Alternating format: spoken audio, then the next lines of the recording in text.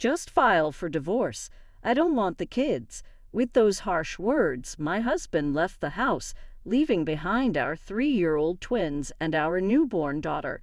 I had a hunch for some time that he was cheating, but with child care and work, I had no energy to confront it. "I can't do this anymore," I thought. Just then, one of the twins clung to me, saying, "Mommy, we love you." The beloved children looked up at me with worried faces. Despite my anger towards my husband, something snapped in me at that moment.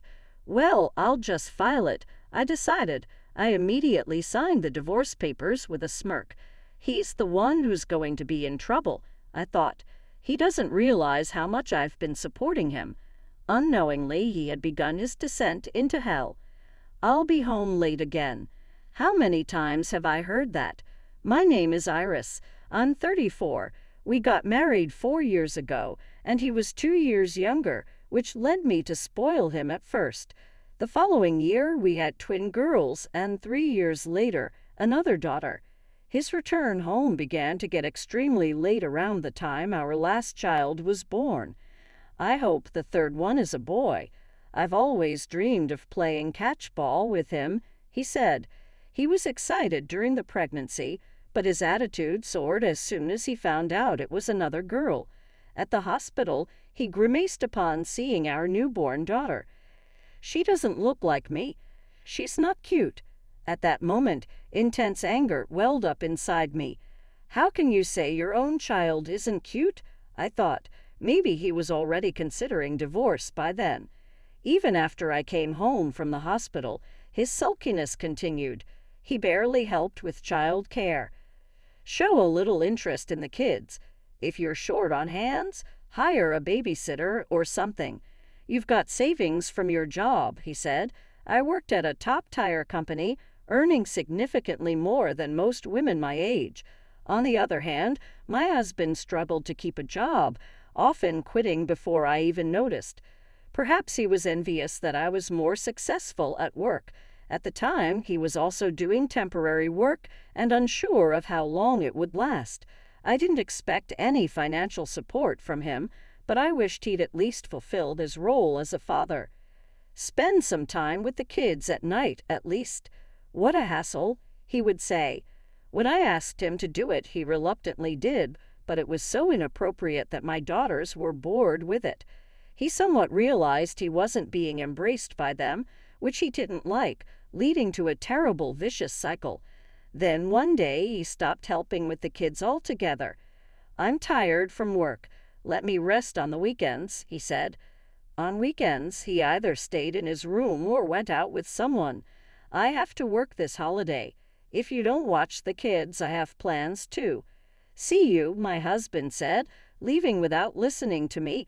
I could not leave the children alone at home, so I often had to ask for a babysitter last minute. If it continued like this, it would surely destroy our marriage and negatively affect our children. Thinking this, I decided to talk to my in-laws the next day. However, that's just how husbands are. A wife needs to be patient. More importantly, could you do that thing we talked about last time? My visit to my in-laws ended with them ignoring my concerns and asking for favors. My parents live far away, so it's hard to meet them. I feel guilty even calling, not knowing who to turn to. "Hey, make dinner." Returning home in the evening, I'm greeted by my husband in pajamas and a messy house. The kids, bored and playing with toys, instantly smile upon seeing me. "Where have you been all this time?" he asks. "I had to stop by the in-laws for a bit," I reply. "Hurry up and make dinner. I'm starving." "If you've been home all day, couldn't you do some laundry or clean the bath?" I ask. Hearing this, my husband snorts in amusement. I decided not to do anything for someone who doesn't show gratitude. "What do you mean? I cleaned the bath yesterday and you didn't thank me." "Didn't I say thank you?" "Not that. I mean like at least $100. He says, stretching out his hand, gesturing for money. What is he talking about? I must have looked distant, tired, and irritated. I pull him aside to the bathroom so the kids wouldn't hear and retort. "I am working. doing the chores, raising the kids, all of it, and you have never thanked me. That's a wife's job. Then what's your job? I work too, he says, but he barely earns $1,000 a month and does nothing around the house. Our argument lasts about an hour until my daughters call. "Mommy, I'm hungry," snaps me out of it. My husband leaves in a huff, but I ignore him and rush to prepare dinner. During these tense days, I discover something. My husband is cheating. I confide this to a colleague from college. She had divorced due to her husband's affairs and advises me to gather evidence immediately.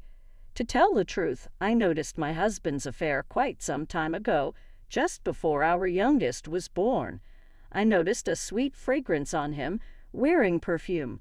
When I casually asked my husband just after he got home, he broke into a sweat and started stuttering.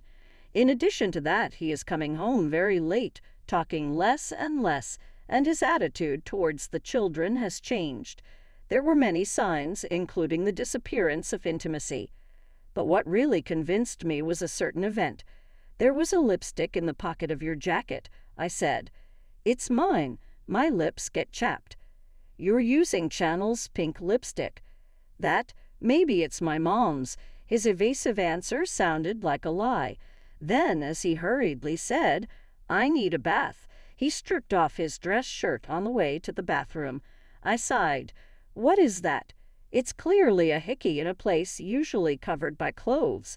I was about to confront my husband, but I immediately thought better of it and decided to gather evidence first.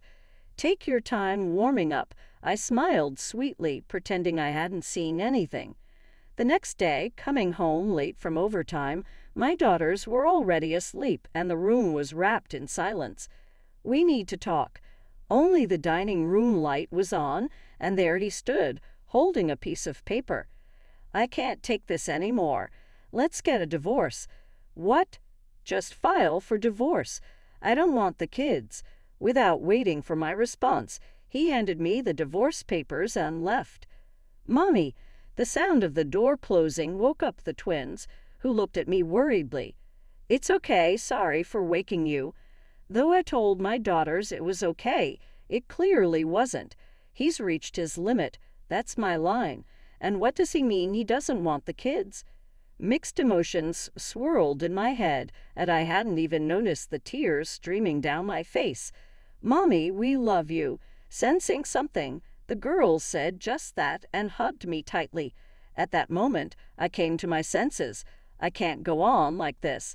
I can't worry these little girls.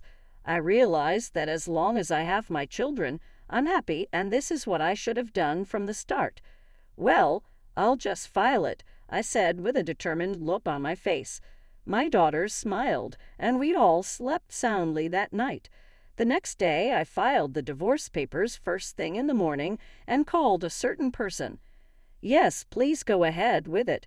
It's my husband who will have trouble." The person on the phone listened to my story and took action. This was something I had considered before. If my husband betrayed me, I would end everything we had been doing. If that ruins his life, it's none of my business. 3 days later, as I returned from work, my in-laws and my husband were waiting for me. My mother-in-law was furious, my father-in-law pale, and my husband seemed clueless, dragged along without understanding the situation. "Have you been waiting at the front door all this time? That's kind of creepy." "This is no time for that." "What is this?" My mother-in-law thrust a letter at me. "It's a notice from a lawyer." "I can see that much," I replied. Her face was tomato red as she raised her voice. "I need to pick up my daughters, so excuse me." Ignoring them, I went inside, but my furious in-laws followed me into the living room, insisting on a discussion. "Why would you suddenly send this? I don't understand." "You would understand if you read the letter, wouldn't you?" Using a lawyer, how cowardly. Despite being in the wrong, my mother-in-law's outrage was something else. Mixed with irritation and confusion, I was constantly thinking about how to convey my feelings. Then my husband, who seemed to understand nothing, finally spoke up. "Are you upset because I divorced you?" filing some kind of complaint. My in-laws looked at him, dumbfounded. Of course, he had no idea what I had done for them all this time. "Hey, I didn't hear about any divorce. Is that why this is happening? Such a useless son. What are you two so anxious for? You've ruined everything." Wait, what are we even talking about? As the conversation between them went nowhere, I watched coldly as my mother-in-law slammed the table. "Why did you divorce, Iris?" "Ah, well, my husband clammed up when things got uncomfortable. Since the conversation wasn't going anywhere, I decided to answer for him. He completely failed to fulfill his duties as a husband and father." There you go again. I told you that's just how men are, right? My mother-in-law said. "So you would forgive your husband if he had an affair?" I asked. "What?" My mother-in-law froze, clearly not expecting to hear her son had been unfaithful. My husband tried to interject, but a sharp glare from me shut him up. Then, oddly, my father-in-law started defending his son. "A man's affair is just a fling. It's not a problem. This is pointless. Please leave. All further communication will need to go through my lawyer." "So what are you talking to a lawyer for now? You're agreeing to the divorce, right?" My husband was confused, clueless about what was going on. "Agreeing. I filed for divorce straight away." "Then what is all this about?" While arguing with my husband, my mother-in-law suddenly started crying loudly. "Paying $56,000 in one lump sum is impossible." "What large sum? What are you talking about? Who's paying whom?" Finally, the moment had come. Time for my husband to regret. I proudly revealed what I had kept hidden until now. It was right after we got married 4 years ago. I was called to my in-laws' house alone, where my mother-in-law said she had a serious matter to discuss. Nervous just because she was his mother, I was prepared to help however I could, but the words that came out of her mouth were shocking. "I need $60,000, she said out of the blue, leaving me utterly confused. As I hesitated, she bluntly asked about my salary. Unable to withstand her pressure, I admitted it was over $100,000, and her eyes lit up. Apparently, my father-in-law had gotten into horse racing, losing big amounts without ever winning, and had even accumulated debt. Desperate for $60,000 to cover his debts, she pleaded with me, and I couldn't say no. Repeatedly insisting she must pay me back, 4 years passed, and all I got back was just $4,000. There were times when she repaid some only to borrow again. If I didn't do something, I would never be able to collect the full amount. So I hired a lawyer and filed a lump sum claim for the remaining $56,000 in full. My husband's jaw dropped when he heard this, and I almost laughed. But we said we'd pay back little by little. Why suddenly in full? We're no longer family, so I thought I shouldn't hold back. Then my mill, with a screech like a monkey, turned her fury towards my husband. "It's your fault for cheating, so you should be the one to pay it back." "Huh, why should I? We're not working anymore, and our pension won't cover it. If you want me to live in your parents' house, you'll do what I say." There was no way he could pay back $56,000 in one lump sum, especially since he was unemployed again at the time. "I'll live at Kate's place, so I won't pay. That's the name of your affair partner." As I grew increasingly absurd listening to this family quarrel, I decided it was time to deliver the final blow. "Don't think it ends with $56,000. I'm demanding $20,000 each from you and your affair partner as compensation, plus child support, of course." "What? It's only fair, leaving your children to play around. Where's the proof I cheated?" Had he forgotten so quickly about loudly declaring he'd live with Kate? Sighing, I handed him a pile of photos I'd prepared for this moment. Looking at these made me sick. The photos were from his social media, showing him kissing and embracing his affair partner. Definitely a no-no, as confirmed by my lawyer. "Why do you have these?" A quick online search brought up your social media. It's amazing you thought it wouldn't be found. My naive husband had kept posting cheerful photos on a public setting. He probably continued to use social networking sites without knowing how horrible they were.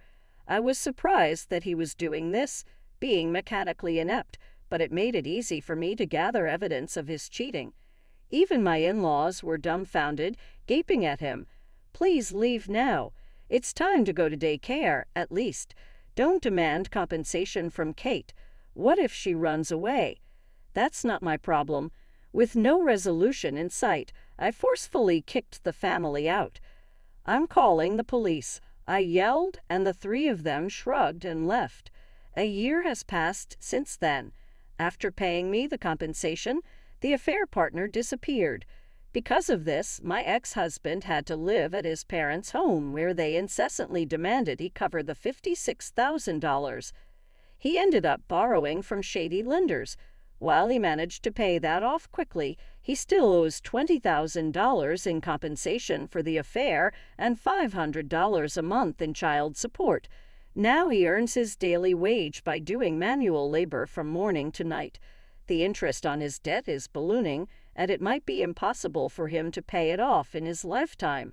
But that's none of my business. Mommy, we're going to be late. Oops, my daughters are calling me to daycare.